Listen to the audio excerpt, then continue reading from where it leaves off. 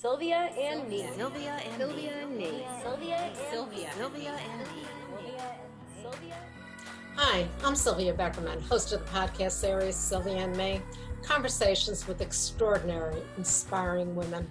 Hi, my name is Melanie Travis. I'm the founder and CEO of Andie Swim. We are the fastest growing digitally native swimwear brand for women. And I'm so happy to be on Sylvia and Me. Melanie, thank you so much. And yes, you are. Andie Swimwear is growing leaps and bounds. I know you started, the concept came up in 2016. Before we go into that, can you tell me, what was your background before swimwear? Yeah, so I have no background in product or swimwear or even fashion. My background is in sort of consumer marketing for disruptive brands. I started my career at a company called Foursquare, and then I worked at Kickstarter, the crowdfunding platform, and then BarkBox, a subscription box for dogs. So I've really been all in the sort of New York City startup ecosystem. All of those companies have raised, north of tens of millions of dollars from venture investors. So the sort of VC-backed startup ecosystem is my wheelhouse, and within that, marketing to consumers, something on the internet, selling stuff on the internet would be a short way of putting it. And that was my background before I started Andie. Okay, so I know that going out and buying a swimsuit is, I would say, fallacious is my word for it. It's not a very nice, it's not a great experience. Especially when there are times when the salesperson would always come and say, can I help you? Can I help you? Can I help you? Let me see. Well, I don't want to see it. I'm not showing it to you. So I'd like to know, why swimwear? Yeah.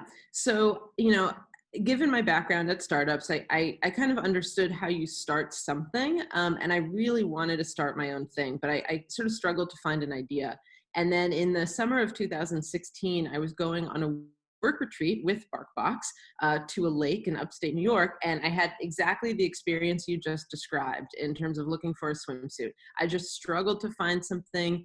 The shopping experience was so frustrating and annoying. And, in store, you have to go in these tiny dressing rooms, and online, I didn't know where to go. And I didn't understand why there wasn't something that just offered, a beautiful collection that looks good, that feels good, that's easy to shop for. That was what I wanted. And that was a sort of light bulb moment. And I thought, if I'm struggling so much with this, it must be, an issue shared by women, more than just me. And so I talked to some of my female colleagues and friends and family members. And what I heard was, again, pretty much exactly what you just said, so much frustration. And I thought, clearly there's a chorus of voices saying this industry is broken.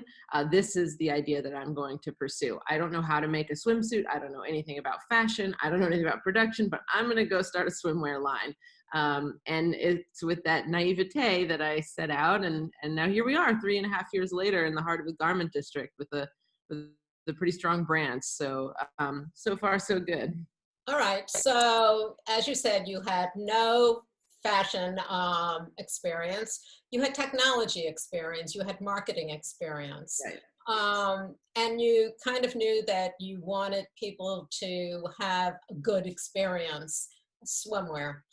How did you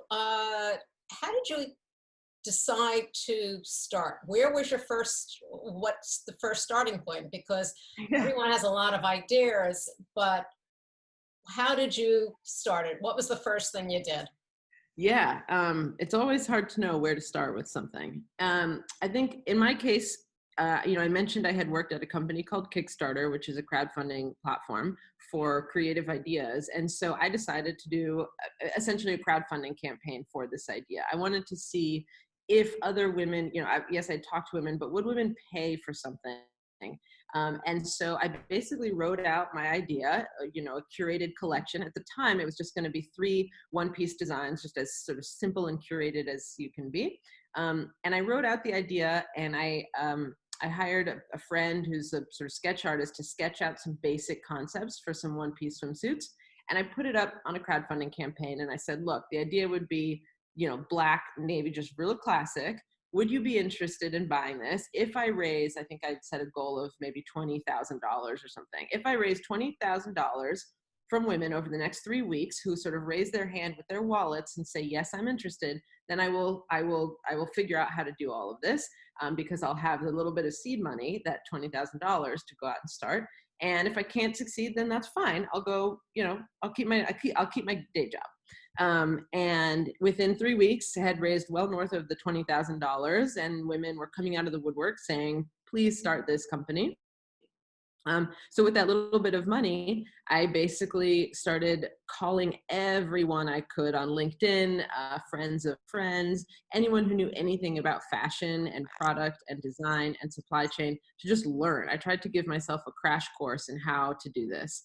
And I ended up being connected with a freelance swimwear designer, and she then connected me with a person who makes patterns, and basically went on and on from there. And but it really started with just the crowdfunding campaign and some phone calls. I mean, it's a long and winding road to how I got here, but essentially, like, I had the product side going at one point through these phone calls and meeting people, and I got to know a little boutique manufacturer in downtown LA, and I would go talk to them about what I was doing. And so I had that piece, and once all those parts were rolling, I started doing the sort of like digital side, and I hired a web designer and a web developer and a creative designer to do a logo and all the pieces. I was just sort of project managing all the pieces, and I raised a little more money, and we launched in April of 2017.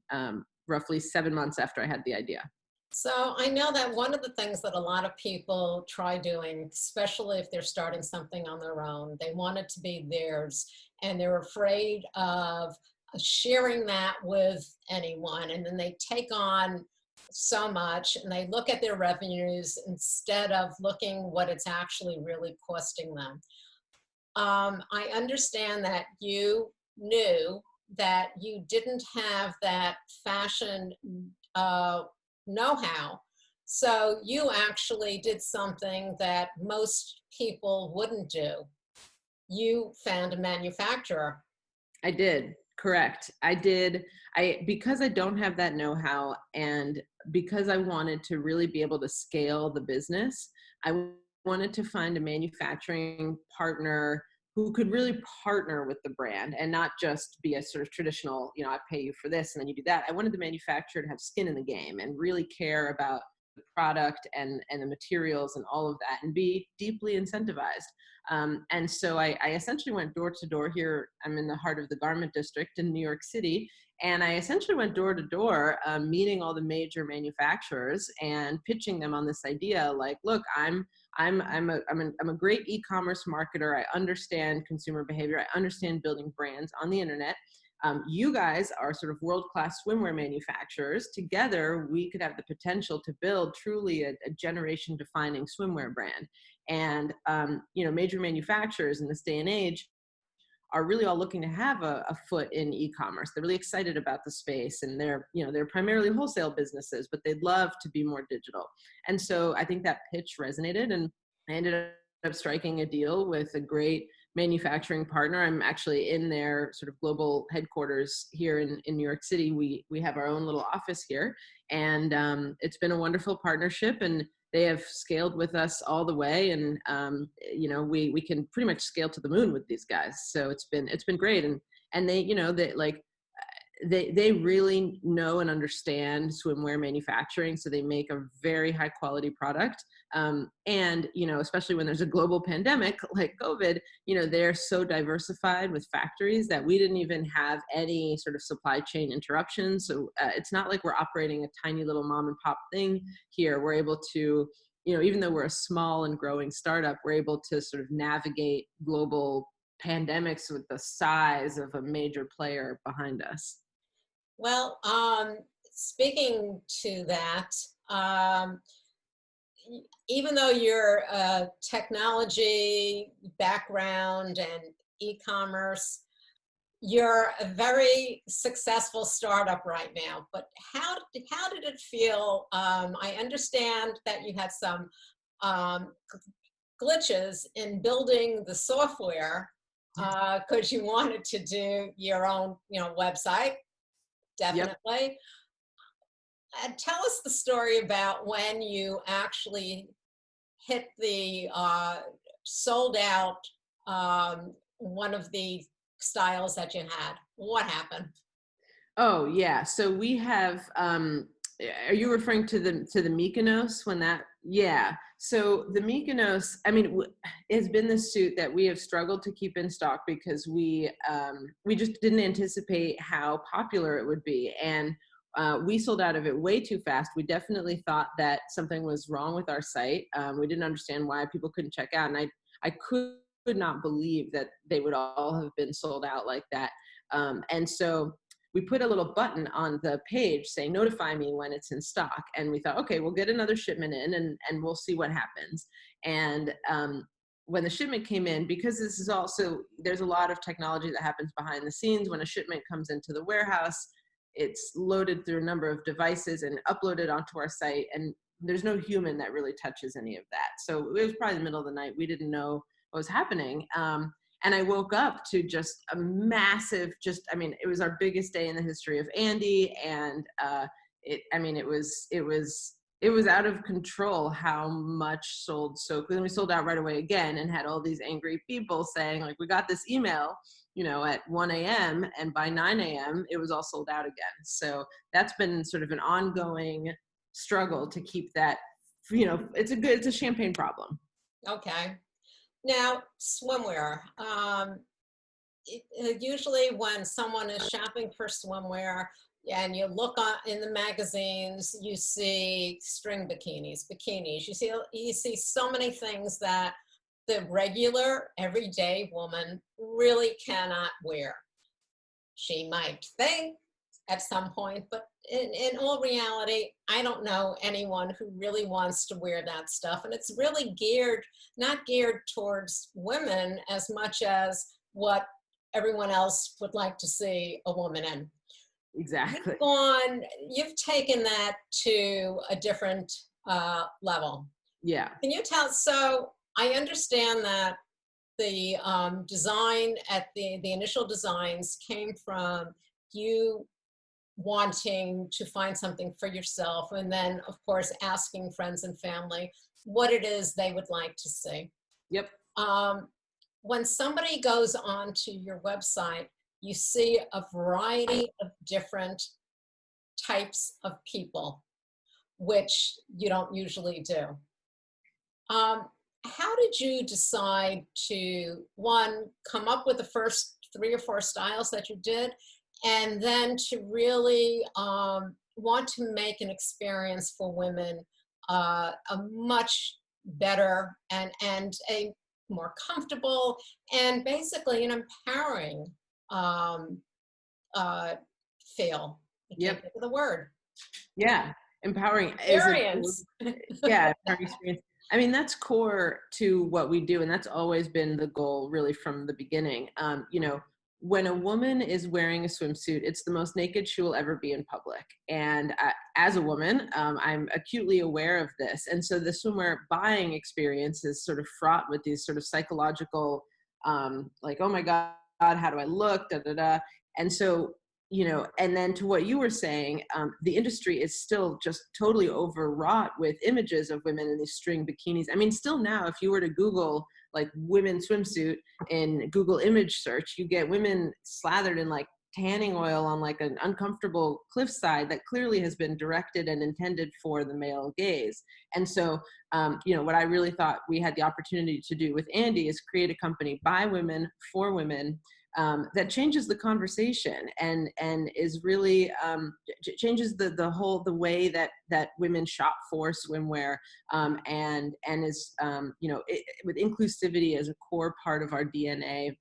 And so, so when we do photo shoots, we don't go to the sort of traditional modeling agencies and cast models. We work with micro influencers in our community that we think reflect the sort of diversity of our community, and we work with customers. We shoot ourselves. I have been on the homepage of andieswim.com And I can tell you, when I started Andie, I never intended to be photographed in a swimsuit on the homepage of the website, but so it happened. And I think, we're trying to have fun with it and be really open and show people that, like, you can be comfortable and empowered. And I mean, our whole sort of purpose is to help women feel comfortable and confident in a swimsuit. And so that's really just been important from day one, changing the conversation around swimwear shopping, and what that looks like. And then the last thing I'll say about that is, I think I forgot my final point on that. I guess, no, okay. The last thing I'll say is that it is working. It's working both in the numbers, right? Like, I think that, a lot of men have historically said, like, oh no, you need to do, skinny models because it's, aspirational shopping, and it won't work if you don't do that. And I think what we're showing is it does work from a business perspective. It's not just a feel-good perspective. We've grown so much. And anecdotally, the feedback that we get from our customers is incredibly strong and moving, with women writing to us, telling us, it's the first time in 20 years that they've put on a swimsuit and they feel good, or it's the first time they've put on a swimsuit at all, or like they finally feel like they've still got it. And that kind of, we hear that all the time. And that just makes us so happy that women are like, ideally, when you're wearing a comfortable swimsuit, you just forget that you're wearing anything at all. You don't have to tug and pull and like be scared of, pieces dropping out or whatever. And so that's been the goal from the beginning, and so far so good on that front. And then as for the designs, to the beginning of your question, I mean, that's the lens with which we designed the first suits. What are suits that are, like, they're not Speedos, they're more stylish than that, but they're comfortable and flattering and stylish, and supportive. And that has informed every style decision that we've ever made for what we make. Well, that's very important. And that's where so much communication is lost. And women don't understand that they don't have to be uncomfortable. I'll never forget going to a store and looking at a pair of shoes and trying them on. I went, oh, these are uncomfortable. And the woman actually said to me, oh, well, a little bit of pain to look good. And I'm thinking, lady, you got that. No way. And that's kind of how we were, the society has brought us up so much, is to what's a little discomfort. Well, it's no reason for you that. lose so much of yourself. I'm picturing, there's pictures of Marilyn Monroe. She was not skinny. Jane Mansfield was not skinny. They had healthy bodies, and you saw pictures of them in one-piece suits. They didn't have to wear a two-piece suit to be sexy and feel good. Now, we can't all look like Marilyn Monroe, who I think is gorgeous, but we can definitely feel good about ourselves, which absolutely. I think, one of the main ideas behind all of this is empowering women. And you have something that it's a woman-owned company. Yep. That caters to women, listening to what women want. And it started off with what you wanted, what you were looking, which there was no supply, let alone demand. There was a lot of demand, quiet demand. Yep. There was no supply out there. Exactly. So one of the things that I know that you've said is that you want entrepreneurs to know that the barrier to entry is low. That you can take an idea, and you knew that you started off with Kickstarter, and you had a ceiling of, if it didn't work, then you do something else, but it turned out it worked. Yeah. So what advice would you give to women who are looking to start something of their own? The advice I would give is just do it, not to quote a major brand out there, but, perfect is the enemy of good, or however that expression goes. I think a lot of times when I speak with young entrepreneurs, they're working on their idea. They want it to be perfect. They're afraid of, what the reception will be. And what I always say is just put it out there, because at the end of the day, you're probably not going to be everything to everyone, nor is that necessarily what you want to do. And you have to get your idea out there and listen to customers. And, consumers are savvy. They really, really are. And they will let you know what they want and what they don't want. And I think it's much better to get a sort of messy product out there. I mean, something functioning, but it doesn't have to be perfect out there. Listen to the feedback and then iterate as you go. And if I had held on to Andie until I thought it was perfect, I mean, who am I to know what perfect is, and so we got it out there, a really basic version. And that's really what I would tell, anyone. Just get it out there, put your idea to the test, and don't be too married to it, because if it doesn't work out, that's okay. You can pivot, you can change, you can, stop that and do something else. It would be great to see, in particular, of course, more women getting their ideas out into the world. I so agree with you. I understand you've expanded into another item, haven't you? I read someplace. Which item are you? Oh, Well, you have many items. Tell me. No, I don't. I'm not sure. A down, not down. What's it called? Yeah. A down parker or jacket. Oh, interesting. Yes. So that's an interesting story. Once you've launched something that has some amount of success in the D2C apparel space, you start to get approached by other manufacturers that are like, hey, I make this and I would love to do a partnership like what you did. You clearly know how to build a brand on the internet. Let's do a partnership. I get that quite a lot. And I was approached by an outerwear manufacturer, and I helped to get that company off of the ground. It's since changed names. It's called Harper Coats now. So I helped to get that company off the ground, get the pieces needed to launch, a successful partnership. And then I recruited a CEO, installed her as the CEO of the company. I remain an advisor to that company, but I'm no longer sort of operationally involved.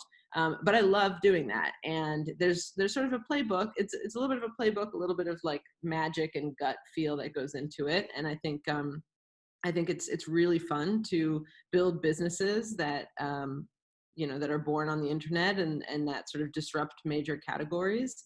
And that was the goal with the coats. And hopefully we'll have a big season, come this fall. Though I won't be involved in the day-to-day, it was really fun to bring to life. So swimwear, you mentioned pandemic, and we're living in a pandemic right now. Where do you see, I'm sure that right now, I know we talked about it, you're designing or stocking up or manufacturing or all three of these for winter, for the start of 2021. Where do you see the industry going with everything the way it is right now? Yeah, I mean, it's been interesting in swim in the pandemic because, swimwear is a travel related category. So you would think that it's pretty far down given that travel has largely slowed. But in fact, I think that's probably true for swimwear sold sort of wholesale or in brick and mortar. But given the vast movement of people going from in-store shopping to online shopping because of the pandemic, it has actually dramatically increased the addressable audience. And so swimwear, at least for us, and from what I understand with my peers in the industry, is actually way, way up right now, e-commerce swim. And COVID has been, for better or for worse, more of a tailwind than a headwind for our category if we're selling online. And so we've been benefiting from that through this summer. I think if 2020 has taught me anything, it's that I have no idea what's around the corner, and hoping for a strong sort of like end to the year here. And then we'll see what happens in 2021. But, the hope would be, if we get a vaccine, if we're able to come out of the pandemic and people have decided that online shopping is where they want to spend their money, we could see a really, really big boost to the category for years to come. Well, not only online shopping, but as you set out to do, you've helped women empower themselves in being able to get quality online.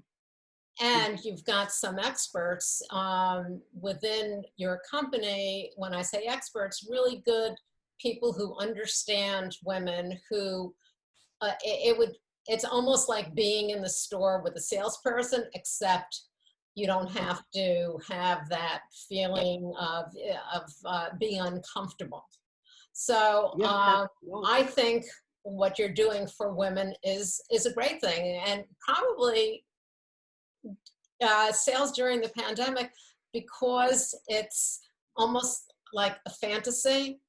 You get to go and you buy a couple and you feel good, and then you can't wait to put it on. Like a vacation in a box. And we're going to get out of this at some point, and everyone will be able to go out and feel good. It's a very empowering feeling. You mentioned your website. Can you give it again for people to get information? I think there's information about you on there also. There is. So you can shop us at andieswim.com. That's ANDIE swim.com. And also follow us on all the social channels like Instagram, Twitter, Facebook, always at Andie Swim. And for anyone who's listening, this is just something, one of the reasons why I wanted Melanie on today is because there is empowerment in being able to do something and feel good about yourself, even if it's just a swimsuit.